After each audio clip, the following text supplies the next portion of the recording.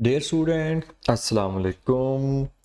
Valuation of long term securities की serial के साथ आज पहले ही हम लेक्चर पे बात करेंगे। टॉपिक आज का है बॉन्ड वैल्यूएशन।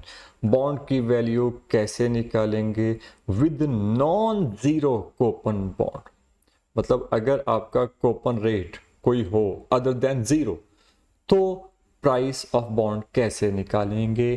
क्वेश्चन मैंने कंपोज कर लिया, गालिबन ये गिटमैन की बुक का है। Midland Utilities has outstanding a bond issue that will mature to its 1000 par value in 12 years.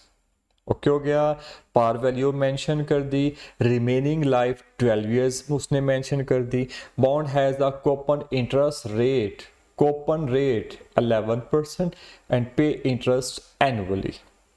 Find the value of bond if the required rate is 15%, 11% and 8%. मैं बस एक कर लूँगा 15% से, बकिया आप खुद कर लेंगे ताकि प्रैक्टिस भी हो जाए और वीडियो का टाइम कम से कम हो। जनाब, बॉन्ड की वैल्यू कैसे निकालेंगे अगर कोई कूपन रेट हो और अपने पास क्वेश्चन में कूपन रेट है 11%। तो अब हम कैसे करेंगे जनाब, पीबी प्राइस ऑफ बॉन्ड, कुछ बुक वैल्यू इसको वी लिखते हैं, वी फॉर वैल्यू या PB for price of bond. इसमें कोई हार्ड एंड फास्ट रूल नहीं है, बस आपने मेंशन करना है, जो मर्जी कोड दे सकते हैं।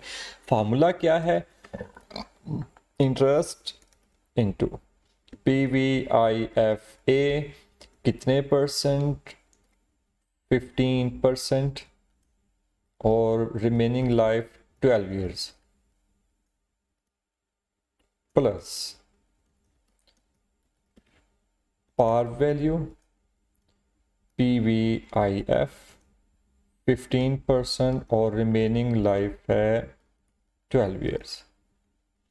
जनाब, formula interest into PVIFA present value interest factor annuity और required rate 15%, number of years 12 और पार वैल्यू चूंकि वो एक ही दफ़ा होती है बॉन्ड की लाइफ के एंड पर, तो वो PVIF present value interest factor require rate 15% और 12 years remaining of its life. अब एक बात आपको पता होनी चाहिए, इससे पहले आपने टाइम वैल्यू ऑफ मनी पक्की बातें पढ़ा होगा।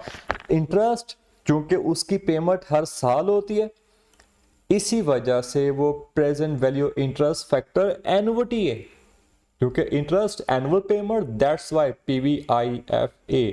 और पार वैल्यू क्योंकि एक ही दफा होती है, दैट्स वाई वो आपका है PVIF।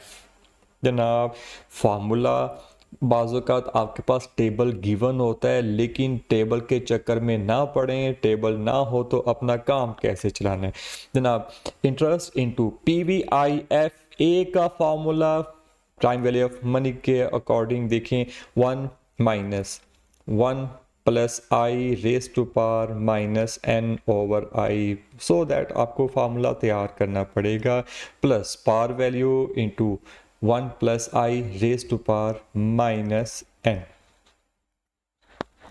जस्ट इसमें वैल्यूज पुट करेंगे, क्वेश्चन आपका सॉल्व हो जाएगा। देखेंगे इंटरेस्ट, कुछ देर पहले मैंने कहा था कि कूपन रेट से आप इंटरेस्ट फाइंड आउट करोगे, कूपन रेट से just interest payment find out करेंगे, इसके अलावा कूपन रेट कहीं भी यूज नहीं होना।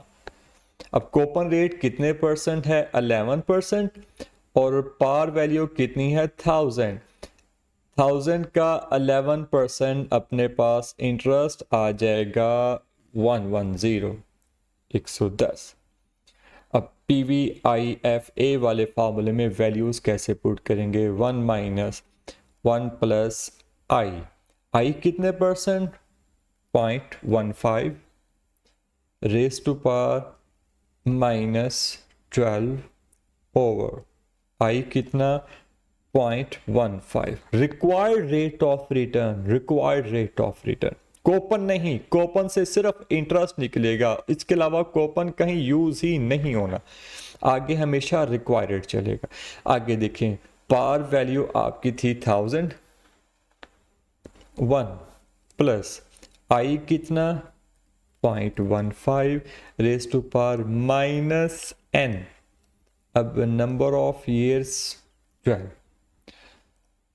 बस अब सिंपल सा काम है, जस्ट आपने वैल्यूज को कैलकुलेटर पर सॉल्व करना है। अब कैलकुलेटर उठाइए, जैसे मैं बोलूँगा वैसे ही आप उसको टाइप करते रहेंगे। देखें सबसे पहले टाइप कीजिए 1 माइनस ब्रैकेट स्टार्ट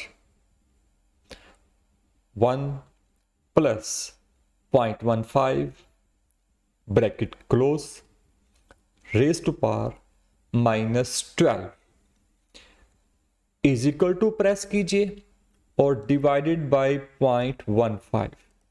ये जनाब आ गया आपके पास फैक्टर 5.4206 प्लस 1000, और इसको भी वैसे ही कैलकुलेटर पर कीजिएगा। Bracket start 1 plus 0.15 bracket close raise to power -12, ये आ गया 0.1869। Price of bond is equal to, हाँ जी, इनको मल्टीप्लाई कीजिएगा तो आ गया 596.23 प्लस 1000 मल्टीप्लाई बाई 0.1869, ये आ गया 186.9। तो ये आपके पास है जनाब price of bond is equal to, दोनों को प्लस करें, ये यहाँ पे सॉरी प्लस का साइन आएगा और कंपोजिंग का इशू आ गया। ये अब दोनों को प्लस कीजिए, आपकी प्राइस 783। अब यहाँ पर इंटरप्रिटेशन सुनिएगा, देखिए बात सुने, हमारा कूपन रेट मतलब हम इंटरेस्ट दे रहे हैं 11%। हम कितने परसेंट दे रहे हैं 11%, जो मार्केट में बाकी लोग दे रहे हैं वो 15% दे रहे हैं। मतलब हम इंटरेस्ट कम दे रहे हैं, मार्केट में बाकी कंपनियां इंटरेस्ट दे रही हैं 15%, हम दे रहे हैं जस्ट 11%। तो अल्टीमेटली लोग हमारा बॉन्ड परचेज नहीं करेंगे, बाकी कंपनीज का परचेज करेंगे। तो जब हमारा बॉन्ड परचेज नहीं होगा तो हमारी डिमांड कम हो जाएगी। यही वजह कि आपकी प्राइस 1000 से कम होके 783 हो गई।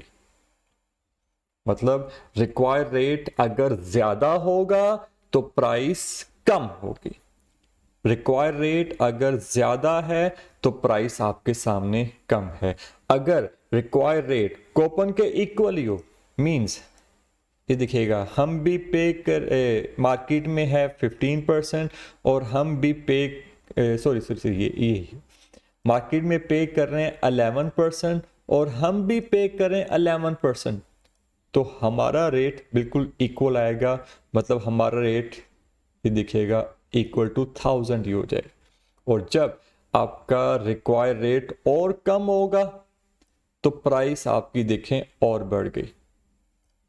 बिल्कुल simple, as well as required rate will be decrease, price of bond will be increase. देखेंगे जो क्वेश्चन मैंने किया यहां पर रिक्वायर्ड रेट था 15%, प्राइस आपकी आ गई 783। ठीक है, अगर रिक्वायर्ड रेट को थोड़ा सा कम कर दिया, आप करके देखिएगा, मैं नहीं करूंगा आप खुद करेंगे, तो प्राइस आपकी पूरी 1000 आएगी। रिक्वायर रेट कम हो गया, प्राइस बढ़ गई। रिक्वायर रेट को आप और कम कर दें तो आप कैलकुलेट करेंगे आपकी प्राइस और बढ़ जाएगी। मतलब as well as price require rate will be decrease, price of bond will be increase. ठीक हो गया। ये बकिया 2 रेट की आप लाजमी प्रैक्टिस करेंगे। अब अगले लेक्चर का इंतज़ार करेंगे, वो भी अभी बस आया कुछ ही लम्हों में। ओके बच्चों, अल्लाह हाफिज़।